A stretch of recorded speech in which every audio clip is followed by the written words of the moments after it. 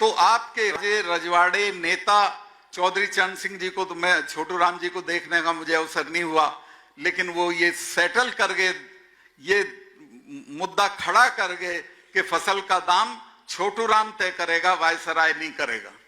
वो आज तक बात चली हुई। चौधरी चरण सिंह जी को तो मैंने देखा है, मैंने देवता नहीं देखे, लेकिन देवता और आदमी के बीच में कोई चीज होती है तो वो मैंने उनमें देखा। मैं उनके बहुत नजदीक रहा हूं।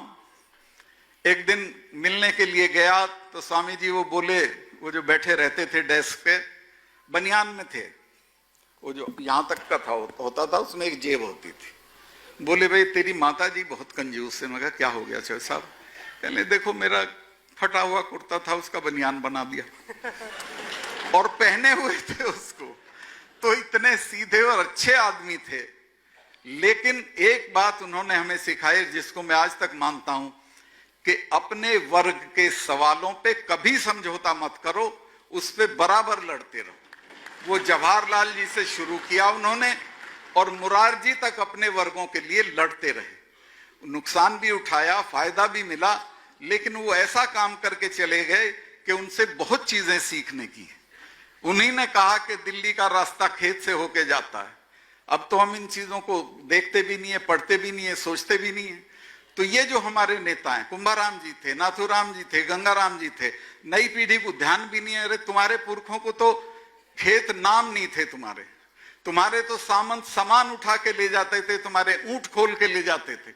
इन्होंने तीनों ने, आप एक हैरत करोगे, दिल्ली में सरकार बन रही थी, मैं नाम नहीं लूंगा, एक कैंडिडेट को कहा गया कि तुम स्पीकर हो जाओ। उसने कहा मैं तो स्पीकर नहीं बनूंगा, क्योंकि स्पीकर में तो माल नहीं है, मुझे तो मंत्री बनना है। लेकिन इन तीनों ने अपनी मर्जी से रेवेन्यू का डिपार्टमेंट लिया और रेवेन्यू का डिपार्टमेंट लेके तहसीलदारों को कह दिया कि खेत पे चले जाओ, जो खेत पे हल लिए खड़ा उसके नाम जमीन लिख दो। और इन्होंने सारे मारवाड़ और शेखावाटी के किसानों के नाम जमीनें करा दी और उनको अन्याय से बाहर किया। तो एक तो इनको भूलो मत, धीरे धीरे भूल रहे हो, मैं ही करता हूं ज्यादा जिक्र।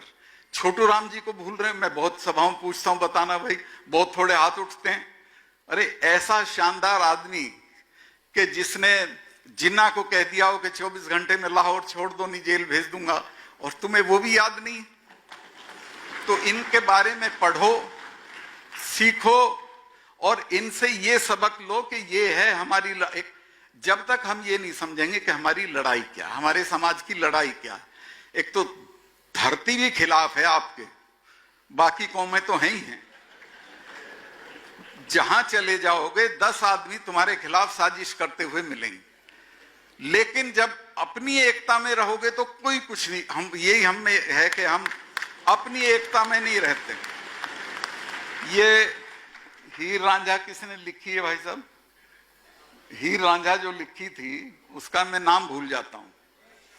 वारिस शाह ने, वारिस शाह ने आपके, मैं आपकी सिर्फ खुशामद करने नहीं आ, वारिस शाह ने आपके 17 अवगुण गिनाए।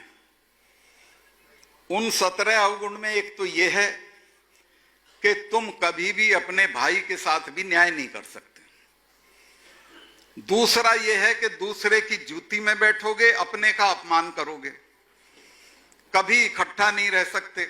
और इसको देख लो आप रोजमर्रा में, अपने भाई की जलन में रहोगे, आपसदारी नहीं दिखाओगे। ये हमारा कैरेक्टर हो गया, इससे बाहर निकलो, इकट्ठा रहो, अपने लोगों की मदद करो। अफसर कोई बन जाता है तो वो गुप्ता जी की मदद करेगा, लेकिन किसी डागर की, किसी उसकी मदद नहीं करेगा। तो इससे बाहर निकलो। साउथ इंडिया की एक कहावत है कि जब साउथ इंडियन दिल्ली आता है तो पहला टेलीग्राम अपने घर करता है रीच्ड सेफली, अगले दिन करता है met Bala Subramaniam and got a job, और तीसरे दिन करता है सेंड कल्याण सुंदरम। इस वजह से सारी दिल्ली की ब्यूरोक्रेसी में साउथ इंडियन भरा हुआ है। आप वाला नहीं करता इस काम को, वो कोई मदद नहीं करता अपने आदमी की। तो मदद करनी सीखो। एक पुरखों ने की थी, कभी बलदेव जी ने की, मिर्धा जी ने की, अब तो दूसरी दुनिया हो गई है। अब अपने को जाट बताते हुए शर्म आती है। बच्चों के ऐसे नाम रखने लगे ताकि पता न चल जाए कि जाट।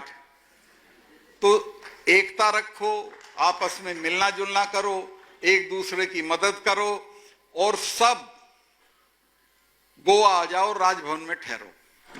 ये मेरा आखिर में न्योता। चूंकि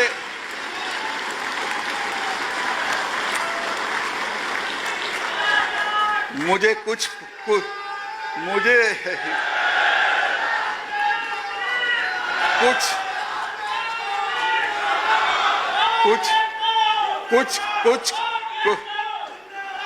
पता नहीं है किस दिन तबादला हो जाए। 4 हो चुके हैं और जब तक मैं हूं तब तक कोई आप में से बचना नहीं चाहिए जो वहां आया नहीं।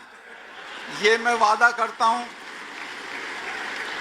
बता के आओगे तो उन कमरों में ठहराऊंगा जिनमें प्रधानमंत्री और राष्ट्रपति ठहरते हैं। मैं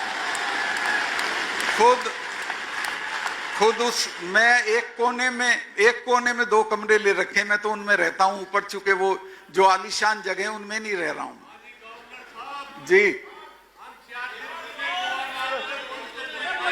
जी। तो आप आइए, मैं आपको न्योता देता हूं। और आखिर में फिर मेरे पास कोई उपदेश नहीं है, बस इतना ही अपने तजुर्बे से कहना चाहता हूं कि मिलके रहोगे, आपसदारी में रहोगे तो दुनिया में कोई आपका कुछ नहीं बिगाड़ सकता है। राजस्थान में देखता हूं 50-70 साल में आज तक मुख्यमंत्री हमारा नहीं बना। क्यों नहीं बना? इनमें एक ही नहीं है। हमारे नेताओं एक दूसरे की टांग काट लेते हैं। यही हमारा यूपी में हाल है, हरियाणा का तो आप पूछो ही मत।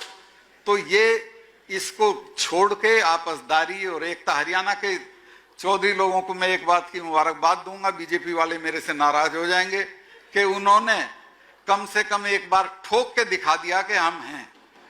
तो चुनाव में